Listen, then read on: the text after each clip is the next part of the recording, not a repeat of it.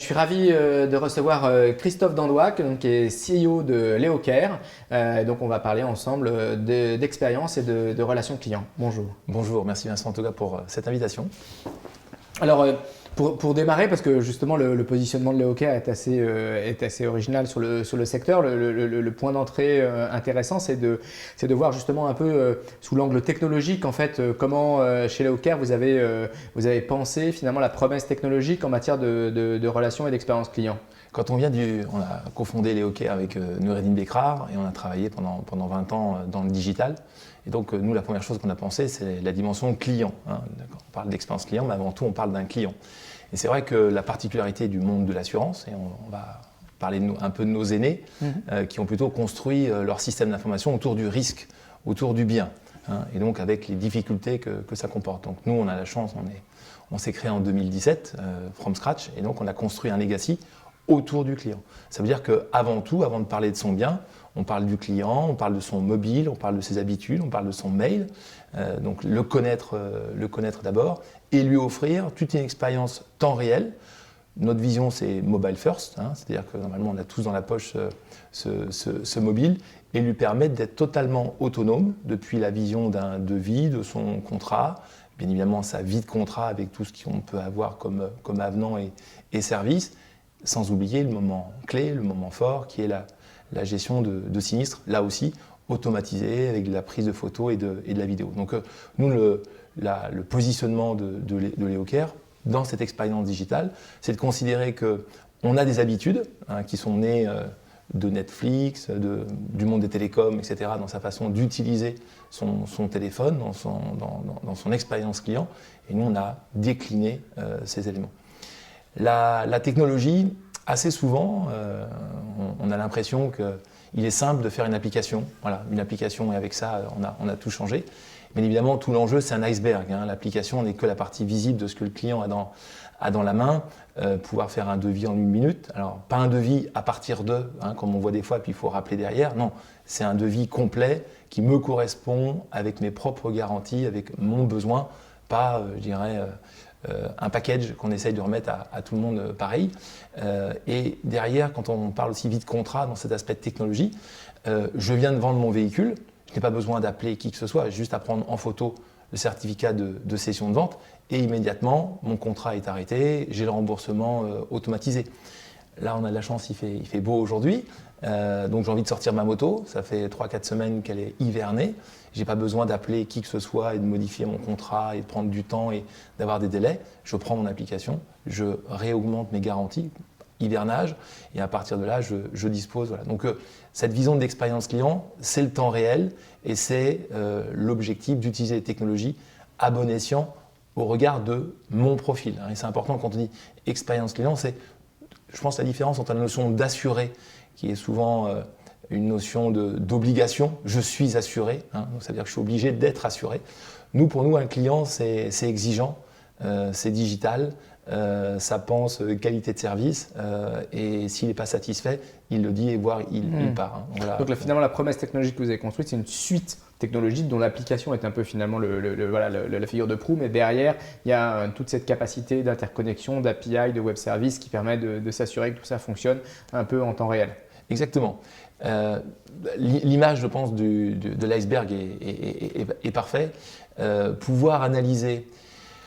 On sait aujourd'hui que le monde de l'assurance est en train de changer, on en parlait tout à l'heure, les évolutions fréquences climatiques, l'évolution du coût de réparation, mais aussi l'exigence du client en termes de multimodalité, fait que peut-être que le modèle français collectif, solidaire, va peut-être prendre un plomb dans l'aile, c'est-à-dire il va peut-être difficile de dire aux Français que tous les ans, il va augmenter 5-10%. Donc notre vision, c'est que les technologies, là aujourd'hui le monde de l'assurance est plutôt basé sur l'actuariat, donc plutôt des données du passé. Nous aujourd'hui on construit un modèle qui est basé à la fois sur l'actuariat, sur le digital, c'est-à-dire sur qui je suis. Mon téléphone parle, hein. Un client avec un Android n'est pas pareil qu'un client avec un iPhone 12, qui n'est pas le même avec un iPhone 13 et iOS, etc. etc. Donc ça dit des choses, et aussi lié à l'aspect comportemental. Donc les technologies sous-jacentes de Leocare, c'est un modèle qui permet en temps réel, dès le devis, toute la vie du contrat, d'utiliser ces données à la fois actuariales, à la fois digitales et comportementales pour offrir quelque chose qui me correspond et en toute autonomie, tout en mixant quand même. C'est une question assez classique avec ChatGPT aujourd'hui, on peut encore se poser la question de ce lien entre l'humain et la technologie. Et donc, en effet, nous, notre parti pris, c'est que plus on peut automatiser, plus finalement le client sollicite les Léo conseillers à valeur ajoutée. C'est à la fois bien pour le client parce qu'il sait qu'il a toujours la possibilité d'avoir à disposition, mais à bon escient.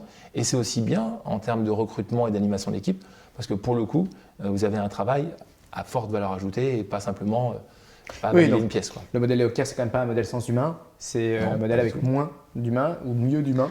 À bon escient. Voilà. Je pense que c'est exactement ça.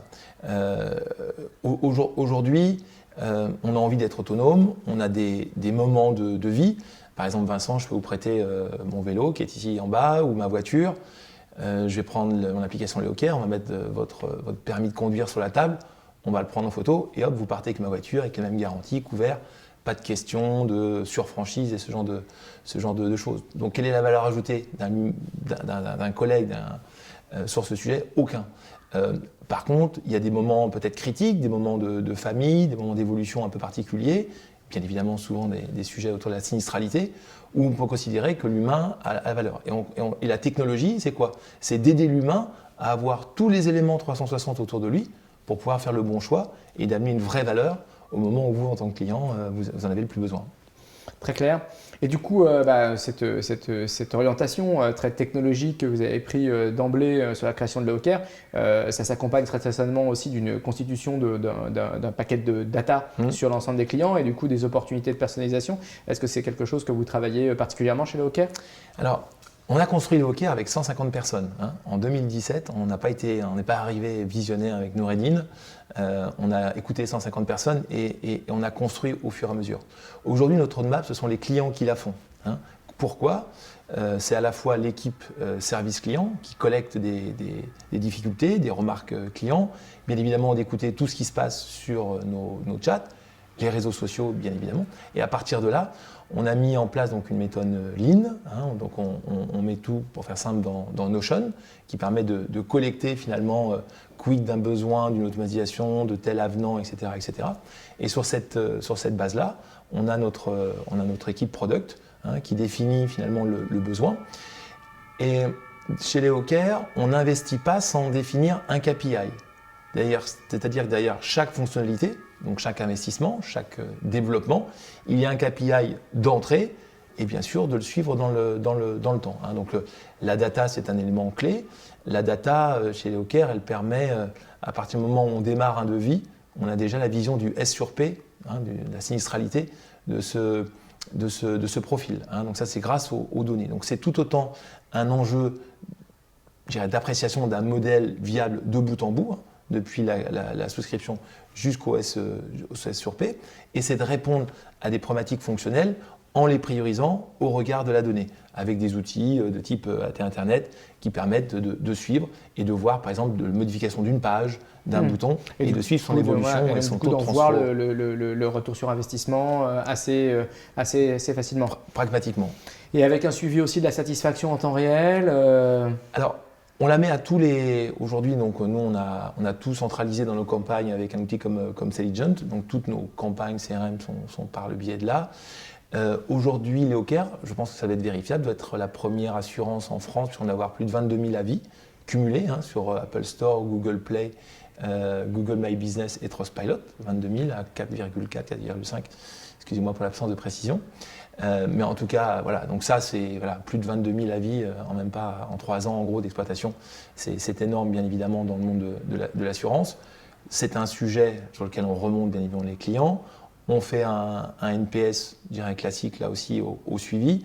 Et aussi, grâce à l'intelligence artificielle, on récupère les informations, les données, ces datas, avec des mots.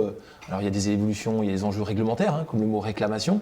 Vous savez bien qu'il y a toute une obligation derrière, donc on est capable par rapport à ça de les récupérer et les envoyer vers l'équipe réclamation et juridique. Les satisfactions pour féliciter les collègues, bien évidemment aussi leur redonner. Donc entre la data, l'intelligence artificielle et la reconnaissance finalement sémantique permet de suivre, de revenir vers les clients parce que je pense que ce qui est le plus important, soyons très honnêtes, on ne va pas dire que Léo Caire est parfait. Hein. On a encore beaucoup de choses à démontrer sur ce marché. On doit atteindre un peu plus de 130 000 contrats aujourd'hui. Ça va faire quelque chose comme 62 millions d'euros de portefeuille. Le marché français va faire 38 milliards, donc on a encore du boulot. Mais au-delà de cette transparence, il y a un enjeu continuel d'évolution. Hein. Et l'écoute client, je pense que la satisfaction client, c'est tout autant l'écoute que la capacité à reconnaître et à trouver une solution. Hein. Et je pense que c'est ça que les technologies permettent de faire. On peut être face à une insatisfaction. Le plus important, c'est de l'identifier. Pour moi, c'est vraiment le point numéro 1 de la satisfaction client. J'identifie par des signaux forts ou faibles et de savoir soit automatiser une réponse, soit de mettre justement l'humain à bon escient sur ce type de sujet. Et sur ces technologies conversationnelles dont on parle beaucoup aujourd'hui, vous l'avez évoqué, ChatGPT, mais plus globalement la famille de tous ces callbots, chatbots et ainsi de suite, c'est des choses que vous avez expérimentées avec succès, vous en êtes content, vous voyez des… Dans tout cet aspect d'intelligence artificielle, on a déjà un premier gros travail qui a été fait, ce qui est déjà sur tout ce qui est documentaire. Hein, ça, c'est un point très important que les technologies, l'automatisation des technologies nous a apporté sur la reconnaissance de photos, de vidéos, donc déjà à la souscription, hein, pour faciliter l'automatisation complète et ne pas faire intervenir l'humain sur des tâches à faible valeur ajoutée. Donc ça, c'est un premier élément important chez nous. Au bout de la chaîne, il y a un deuxième point qui est la partie sinistralité, hein, puisque avec Léo Caire, son application, hein, on peut automatiser son ouverture. Donc je prends des photos, je prends des vidéos en fonction de ce qui est exploitable ou pas. On fait de la télé-expertise ou de la visio-expertise. Donc ça aussi, c'est un élément d'analyse de vidéos. Et sur la partie sémantique, sur la partie chat, ça aussi, bien évidemment, c'est un enjeu très important pour nous. À la fois, ce que je disais tout à l'heure, c'est pour reconnaître l'insatisfaction, pour aussi automatiser.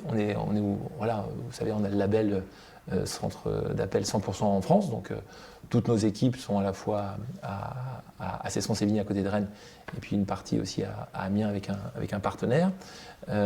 Voilà, donc on ne fait pas follow the sun, comme on dit. Donc cette partie-là aussi fermée, il faut pouvoir apporter de la valeur. Et on utilise aussi beaucoup ces sujets-là pour orienter aussi les clients vers les FAQ, hein, et travailler au maximum. Donc ces outils servent à quoi? Automatiser, ce qu'on espère au plus, la satisfaction client, pour amener l'humain à bon escient. Hein. Très clair. Et pour répondre à votre question, oui, il y a des évolutions quand même très significatives. On serait aveugle de ne pas les voir. Maintenant, tout l'enjeu, c'est comment on l'implémente dans l'assurance, dans nos process, par rapport à ce qu'on a déjà fait. Et il est clair que quand on voit l'exemple de ChatGPT qui est capable, même avec son propre ton, sa propre façon d'écrire, traiter un sujet, quand Léo Caire a un tone of voice bien particulier. Hein. Léo Caire, je crois qu'aujourd'hui, la seule assurance à appeler ses clients par son prénom. Hein. Alors des fois, ça arrive de temps en temps. Il y a des gens qui ont envie du monsieur ou du madame. Mais voilà, donc c'est un tone of voice. Et c'est vrai que réussir à mettre ce tone of voice dans le bot, c'est extraordinaire. C'est-à-dire que vous allez jusqu'au bout de la finesse de votre marque dans la réponse. Très clair. C'est quoi les prochains défis du coup sur le secteur assurantiel une fois qu'on s'est dit tout ça, qu'est-ce que vous voyez arriver? Alors pas non plus de la prospective à 20 ans, mais déjà à 12-18 mois, c'est quoi les sujets sur lesquels il faut s'atteler?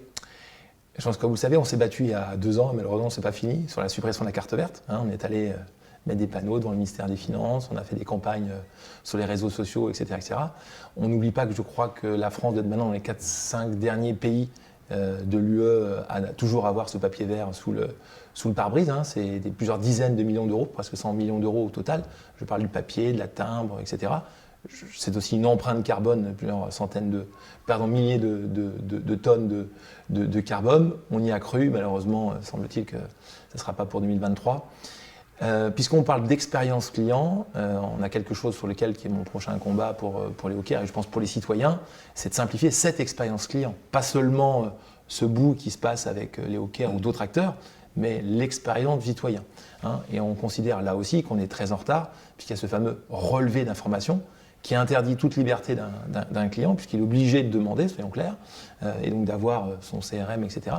Et donc nous, de la même façon qu'il y a eu une évolution avec le fichier FEVA, le fichier des véhicules assurés depuis le 1er janvier 2019, nous on souhaite que, comme on l'a connu, dans la portabilité des télécoms fin des années 2000, pour simplifier finalement l'autonomie du client, de la même façon qu'en mettant sa plaque d'immatriculation, on identifie un véhicule. De la même façon, on rentre son adresse, on sait si c'est un appartement ou une maison. Donc, on a fait des choses intéressantes de ce côté-là. Nous, ce qu'on souhaite, c'est que dans le profil assuré, on n'ait plus besoin de demander à son assurance. Et qu'en faisant cette plateforme de portabilité assurantielle, finalement, tous les profils assurés sont identifiés dans une même plateforme au même endroit. Ça veut dire que moi, pour le coup, en tant que citoyen, en tant que client, je n'aurai plus qu'à rentrer mon nom, mon prénom, et j'aurai à la fois les informations sur mon permis. J'ouvre aussi la parenthèse puisque Bruxelles vient de communiquer récemment sur le fait qu'ils veulent lancer un groupe de travail sur la dématérialisation du permis. Il y a déjà des choses très avancées, on sait en Suède, dans d'autres pays comme ça. Là aussi, on est en retard. Je crois que la France ne s'est même pas mis encore dans le groupe de travail. Bruxelles voudrait à 18-24 mois avoir totalement dématérialisé ce permis. Donc, pour répondre à votre question, Vincent, c'est que le jour où on sera vraiment digitaux, je pense que la France a fait beaucoup d'efforts, par exemple sur les impôts, sur tout un ensemble de parcours. Je crois que là, on est vraiment très en retard si on se compare à beaucoup de pays européens et même si on sort d'ailleurs du territoire de l'UE, sur cet aspect autonomie, sur cet aspect portabilité, sur cet aspect totale dématérialisation. Donc en tout cas, voilà, mon vœu, on va dire, pour ces 18-24 mois. Qui nécessitera sûrement aussi un accompagnement pour ceux qui sont plus éloignés du numérique, faire attention à la fracture numérique qui peut toujours exister, mais en tout cas qui pourra être accompagné par de l'humain. Ouais, voilà. Tout à fait. Je pense qu'on a réussi, aujourd'hui, je n'ai pas la compétence pour savoir quel est le pourcentage de gens qui remplissent leurs impôts par le web versus par le papier, donc excusez-moi pour cette absence de compétences. Mais enfin, de ce que je comprends, c'est quand même plus près des 2 tiers, 3 quarts que l'inverse. Donc ça veut dire qu'on sait aller sur un site, remplir, voilà. Ça veut dire que là, il n'y a pas de fracture numérique. Je trouve que la fracture, au contraire, c'est d'obliger quelqu'un à aller sur un site de son ancien assureur parce qu'on vient d'étranger pendant 6 mois, 1 an, on ne sait même plus qui est son ancien assureur et qu'il faut aller chercher l'identifiant de cet assureur. Donc nous, ce qu'on propose, au contraire, c'est la simplification extrême de dire je connais mon prénom et mon nom, j'ai du contraire ma date de naissance, et à partir de là, mon profil m'est totalement disponible et pas besoin à la fois de perdre du temps et de se sentir prisonnier d'un système. Bon de superbes chantiers qui est en perspective en tout cas, et merci pour tous ces partages d'informations sur ce sujet riche et passionnant, et à très bientôt Christophe. Mais merci Vincent, merci pour l'invitation.